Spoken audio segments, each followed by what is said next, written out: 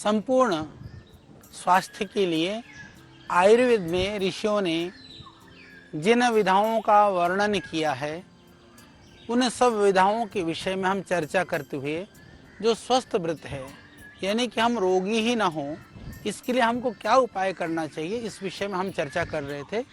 उसी संदर्भ में हमने बात की अपने दिनचर्या के विषय में, रात्रिचर्या के विषय में, और अब हम चर्चा करने वाले हैं ऋतुचर्या के संदर्भ में। ऋतुचर्या यानी कि जो विभिन्न ऋतुएं हैं, यानी जो पूरा वर्ष है, साल भर को ऋतुओं के रूप में हमारे यहाँ 6 भागों में बांटा गया है। वैसे देखा जाए तो जो 6 ऋतुएं होती हैं वो इस भारतवर्ष की या जो हमारे जो ये साउथ एशियन कंट्रीज हैं उनकी ये विशेषता है, जिसमें भारत है, नेपाल है, या भूटान है, या बांग्लादेश है, पाकिस्तान है, या फिर हम श्रीलंका है, इन देशों की बात कर सकते हैं कि इन देशों में 6 ऋतुएं होती हैं। यदि हम विदेशों की बात करें तो वहाँ तो सिर्फ 3 ऋतुएं ही होती हैं। वहाँ सर्दी होती है, गर्मी होती है और वर्षा होती है, पर यहाँ पर 6 ऋतुएं होती हैं। ये भारतवर्ष की विशेषता है। तो यह भारत भूमि इसीलिए इसको महान माना जाता है, इसको ऋषियों की भूमि, देवों की भूमि इसलिए कहा जाता है। तो आज हम चर्चा करने वाले हैं, अब ये चर्चा की जो श्रृंखला है लगातार चलने वाली है ऋतुचर्या को लेकर के।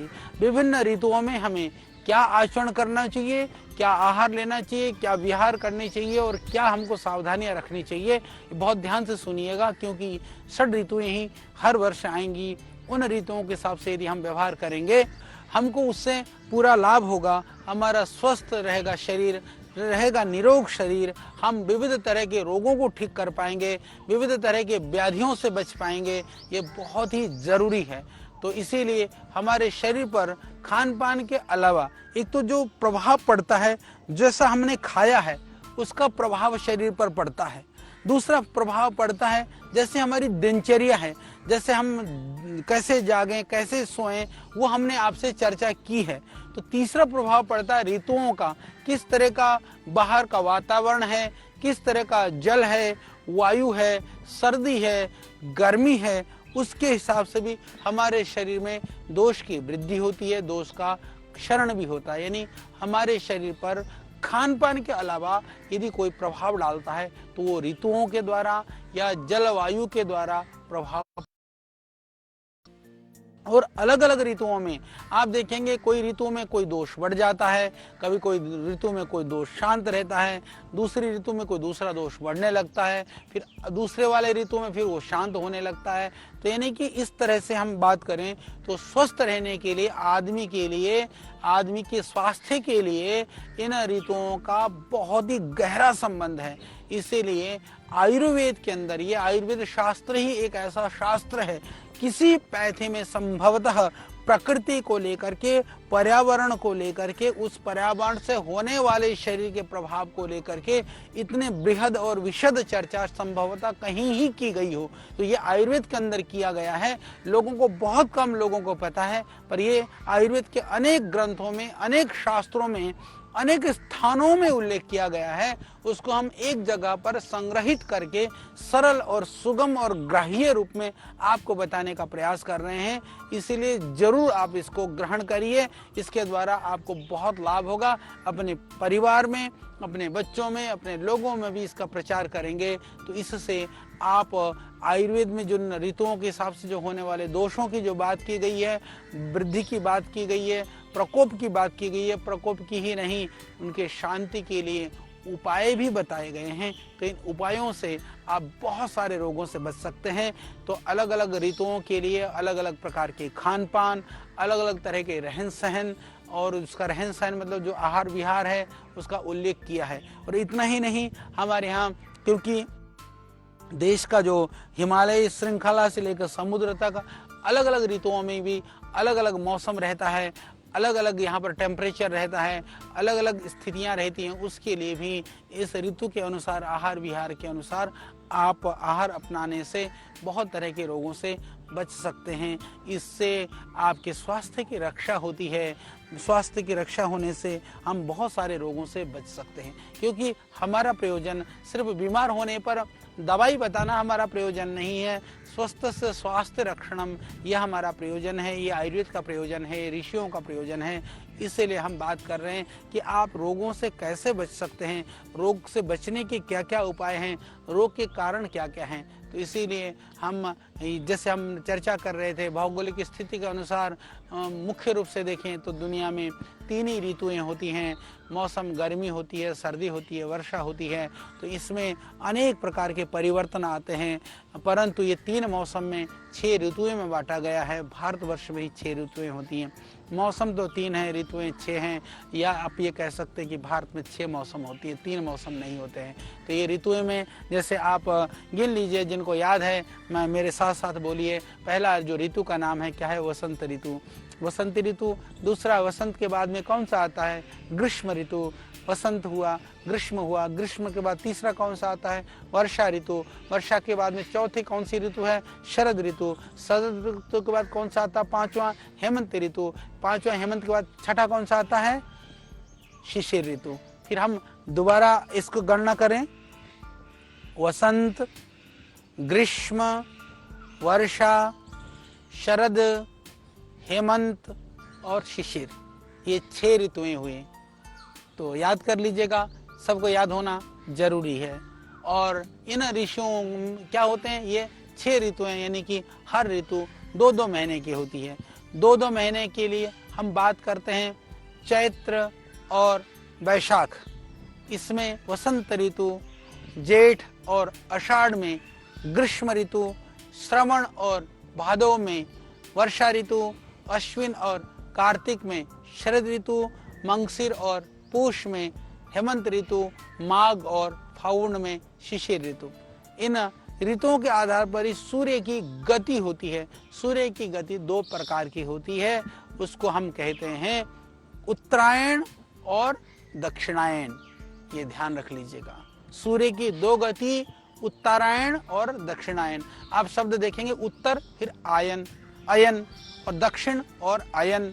सीधी सी बात है कि उत्तर अयन का अर्थ हुआ है कि जिसका सूर्य की जो गति है उत्तर दिशा की ओर ज्यादा होती है, यानी कि चैत से लेकर के भाद्रपद, यानी चैत महीने से लेकर के भाद्रपद तक जो समय है, यानी कि आप देखेंगे 12 महीने में जो सूर्य की गति होती है, गति के आधार पर इसको 2 भागों में बांटा गया है। वो 2 प्रकार इस तरह से उत्तरायण और दक्षिणायन। उत्तरायण शब्द आपने देखा होगा, उत्तर और अयन इन 2 शब्दों से बना है कि सूर्य की जो गति है उत्तर की तरफ गतिमान होती है। तो ये यानी उत्तरायण जो है वो चैत्र से लेकर के भाद्रपद तक, यानी चैत के महीने से लेकर के भादव तक। तो चैत कब शुरू होता है? हमारे मकर संक्रांति से लेकर के और आपके लगभग 15 जुलाई तक, यानी 15 जनवरी से लेकर के 15 जुलाई तक यह उत्तरायण कहलाता है। आप देखिए पूरे 6 महीने होते हैं, जनवरी, फरवरी, मार्च, अप्रैल, मई, जून, फिर जुलाई, यानी हमारे ये 6 महीने हो गए। 15 से इधर 15, इधर के 15 कम हो गए, जुलाई की 15 हमने ले लिए, 6 महीने बनते हैं। इसी तरह से फिर हम जब दक्षिणायन की बात करते हैं तो वो भी वहां से जुलाई, अगस्त, सितंबर, अक्टूबर, नवंबर, दिसंबर और जनवरी, यानी 15 जुलाई से 15 जनवरी तक यह हमारा दक्षिणायन कहलाता है। तो हम बात कर रहे थे उत्तरायण की, ये जो है चैत से लेकर के भदौ तक, ये काल जो है ना, इसको आदान काल भी कहते हैं। आयुर्वेद में हम इसको आदान काल कहते हैं, क्योंकि इस समय पर सूर्य जो है वो प्रचंड अपनी गर्मी से जलीय तत्वों का आदान करता है, यानी सूर्य ले लेता है, वो देता नहीं है, ले लेता है। आदान कौन लेता है? सूर्य लेता है। सूर्य की किरणें आपने देखा होगा जनवरी के बाद में, हालांकि फरवरी तक सर्दी रहती है, पर जनवरी के बाद में धीरे धीरे सूर्य बढ़ना शुरू हो जाता है। सूर्य की किरणें प्रखर होने लगती हैं, फिर हवाएं धीरे धीरे तीव्र होने लगती है, फिर गर्मी भी बढ़ने लगती है, फिर उससे रुक्षता भी बढ़ती है। एक तरह से पृथ्वी के जो जलीय अंश है सूख लेता है, यानी पूरी जो गर्मी है वह उत्तरायण में ही भयानक गर्मी पड़ती है।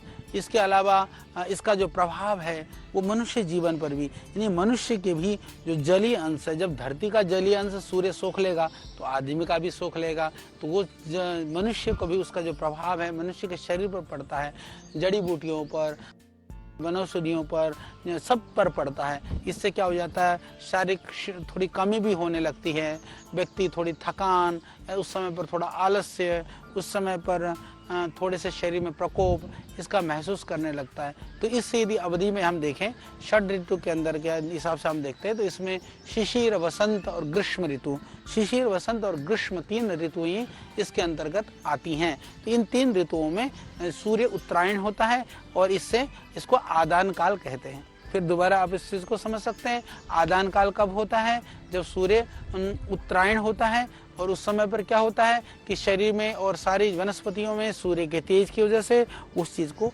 शरीर सोखने लगता है। ये जानना आपके लिए ज़रूरी है और हम सबको पता होना चाहिए। कम से कम ये 12 महीने हमारे जो संस्कृत वाले, हमारे विक्रम संवत वाले, मैं ये कहूँ कि भारतीय जो 12 महीनों का नाम है, 6 ऋतुओं का नाम है, उत्तरायण दक्षिणायन का नाम है, प्रत्येक व्यक्ति को, आप कितने भी अंग्रेज बन जाएं अच्छी बात है, परंतु अपनी संस्कृति को विसार करके, भुला करके नहीं, हमारे संस्कृति के बेसिक चीज़ों का नॉलेज सबको होना चाहिए। तो बात की जो उत्तरायण के बाद दूसरा होता है जिसको हम दक्षिणायन कहते हैं। दक्षिणायन शब्द दक्षिण और अयन इन 2 पदों से बना है। इसका अर्थ, दक्षिण का अर्थ हम, अयन का अर्थ जैसे हमने कहा कि जो गति है, इसमें से सूर्य की जो गति है, जो सूर्य की जो स्थिति है वो दक्षिण की तरफ चली जाती है, यानी कि सूर्य की किरणें धीरे धीरे फिर वो दक्षिण की तरफ होने से सूर्य किरणों का प्रभाव है धीरे धीरे कम पड़ने लगता है। यानी जुलाई के बाद में आप देखेंगे धीरे धीरे गर्मी कम होनी शुरू हो जाती है और गर्मी कम हो जाती है। उससे पहले पहले बारिश होनी शुरू हो चुकी होती है। बारिश होने से फिर क्या होता है कि जलीय तत्व का जो अंश है वह वातावरण में बढ़ने लग जाती है, यानी जलीय तत्व की वृद्धि होने लगती है। वृद्धि का अर्थ हम ये कह सकते हैं, ये दोनों बातें हैं कि ये हम ये कहें कि जल के तत्व बढ़ने लग जाते हैं या फिर सूर्य जो है वह विसर्ग काल, यानी कि वो सूर्य की किरणें उस जलीय तत्व को वो नहीं करती हैं, अपनी तरफ खींचती नहीं है, अपनी तरफ से आदान वो नहीं करती हैं, उसको वो छोड़ देती हैं, इसलिए इसको विसर्ग काल कहते हैं। और ये थोड़ा सा वातावरण के अंदर थोड़ी सौम्यता आ जाती है। सूर्य चंद्र के द्वारा वातावरण के रस के अंदर जो है थोड़ा सा सब इन रसों का विसर्जन किया जाता है, इसीलिए हवाएं आदान काल के अंदर जो शुष्क होती हैं वही विसर्ग काल के अंदर में आप देखते हैं कि वो सूक्ष्म और गर्म नहीं होती हैं। यानी आदान में सूर्य ले लेता है, विसर्जन में वो जो है हमारे विसर्ग काल के टाइम पर वह उस चीज़ को देता है। तो ये आदान काल यानी शुष्क, गर्म और रुक्ष आदान काल की तरह वातावरण में नहीं होता है। वातावरण में विसर्ग काल के अंदर में क्या होता है कि चंद्रमा सौम्य गुणों की प्रधानता वाले होता है, ताप कम हो जाता है, बादलों में, वर्षा में ठंडक आ जाती है, सब जगह पर चंद्रमा की थोड़ी सी शीतलता रहती है। वातावरण में शीतलता के कारण से औषधियों में, खाद्य पदार्थों में, यूं मनुष्य में भी एक तरह से क्या हो जाता है कि थोड़ी सी स्निग्धता आ जाती है। इससे मनुष्यों के अंदर, प्राणियों के शरीर में शक्ति की वृद्धि होने लगती है। इसलिए आप समझिए कि आदान काल और विसर्ग काल में जो भेद है इसको भी आपको थोड़ा सा समझना होगा कि आदान काल में और विसर्ग में क्या भेद है। आदान काल उसको कहते हैं जब सूर्य उत्तरायण में हो, सूर्य उत्तरायण में हो, वायु उत्तरायण कब हो, 15 जनवरी से हमने जैसे बताया 15 जुलाई के बीच में वायु तीव्र होता है, रुक्ष होता है, जो स्नेहांश है वो शोषण और ह्रास होता है, स्वभाव थोड़ी उष्ण वाला होता है, आग्नेय होता है। ऋतु के अंदर जैसे हमने कहा कि शिशिर, वसंत, ग्रीष्म 3 ऋतुएं होती हैं जिसमें माघ, फागुन, चैत, वैशाख, जेठ, आषाढ़, आषाढ़ तक यह यानी कि माघ से लेकर के फाल्गुन, चैत्र, वैशाख, जेठ, आषाढ़, ये नाम भी आप याद कर लीजिए। ये मध्य जनवरी से लेकर के आपके मध्य जुलाई तक की बात मैं कह रहा हूँ। उस समय हमारे शरीर में जो तिक्त रस है, कषाय है, कटु रस की इनकी वृद्धि होती है। विसर्ग काल जिसको हमने कहा, वो दक्षिणायन को विसर्ग काल कहा गया। दक्षिणायन में क्या होता है, वायु रुक्ष नहीं होता है, यानी कि वो थोड़ी स्निग्ध हो जाता है, वायु के अंदर थोड़ी शीतलता हो जाती है, उसमें जो स्नेहांश है, शरीर का वृद्धि और पोषण ज़्यादा होता है। इसलिए आप देखेंगे कि जो मोटापा है वो ज़्यादा विसर्ग काल में बढ़ने की ज़्यादा संभावना होती है आदान काल की अपेक्षा, क्योंकि आदान काल में गर्मी की वृद्धि होती है, इसलिए थोड़ा सा कम बढ़ता है। ये भी आपको ध्यान रखना है। उस समय स्वभाव सौम्य होता है। ऋतुओं में आप देखेंगे वर्षा है, शरद है, हेमंत है, ये 3 ऋतुएं होती हैं। यदि महीने के हिसाब से देखें तो श्रावण है, भाद्रपद है और असोज है जिसको, और कार्तिक है, मंगशीर है, पूस है, यानी कि जुलाई से लेकर के, मध्य जुलाई से लेकर के जनवरी तक होता है। इस समय पर अम्ल लवण रस की जो है वृद्धि होती है, मधुर रस की वृद्धि होती है, इसलिए मोटापा भी बढ़ने की संभावना रहती है। और दक्षिण भारत में जैसे वर्षा अधिक होती है तो वहाँ तो उसको भी, एक दक्षिण भारत में वर्षा होने की वजह से वर्षा ऋतु को भी उन्होंने 2 भाग कर दिया है। यानी कि पहले भाग को प्रावृट बोलते हैं जो आषाढ़ और श्रावण है, दूसरे भाग को वर्षा यानी कि भाद्रपद और अश्विन को भाद्रपद कहते हैं। जबकि उत्तर भारत में वर्षा कम होती है, ठंड थोड़ी अधिक पड़ती है। प्रावृट ऋतु ना मान करके शीतकाल की 2 ऋतुएं हेमंत और शिशिर मानी जाती है। तो इसको आपको समझना है, जानना है। और ये विसर्ग काल और आदन काल के प्रभावों के कारण से ही आदन काल के जो अंत में विसर्ग काल प्रारंभ होता है तो उस समय पर दुर्बलता रहती है, और दोनों कालों के बीच के समय में मनुष्य का बल भी मध्य प्रकार का होता है। यानी कि जब जिस ऋतु का मध्य होता है उस समय पर मध्य रहता है। विसर्ग काल के अंत में, आदन काल के प्रारंभ में शरीर में बल की अधिक प्राप्ति होती है।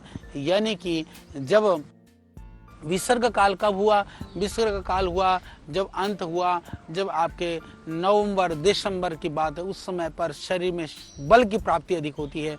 और इन समय पर सभी विशेषताओं को ध्यान में रखते हुए आयुर्वेद में इन ऋतुओं के अलग अलग आहार विहार का वर्णन किया है। और हम इन आहार विहार के विषय में हम चर्चा करेंगे। किस ऋतु में कौन सा आहार लेना चाहिए, कौन सी ऋतु में क्या खाना चाहिए, कब क्या नहीं खाना चाहिए।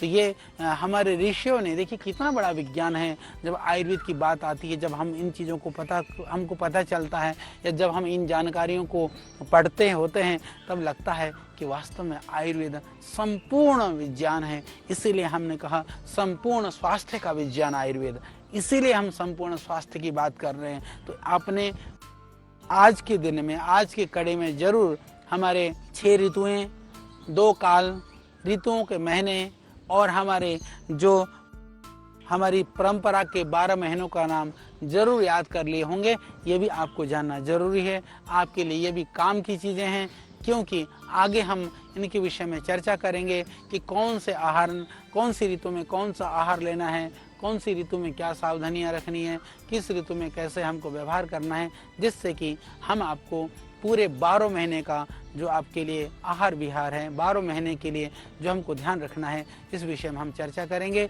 और इस विषय में हम आपको बहुत सारी जानकारियां लेकर के आएंगे। तब तक आप हमसे जुड़े रहिए, इस कार्यक्रम से जुड़े रहिए। यह आयुर्वेद का यह दर्शन है, यह आयुर्वेद का विज्ञान है। इस आयुर्वेद दर्शन कार्यक्रम के साथ में आप हमारे साथ जुड़े रहें। तब तक के लिए आप मुझे दीजिए विदा, और फिर अगली कड़ी में और इन षड जो ऋतुओं की जानकारी को लेकर के हम होंगे आपके बीच में। ओम नमस्ते।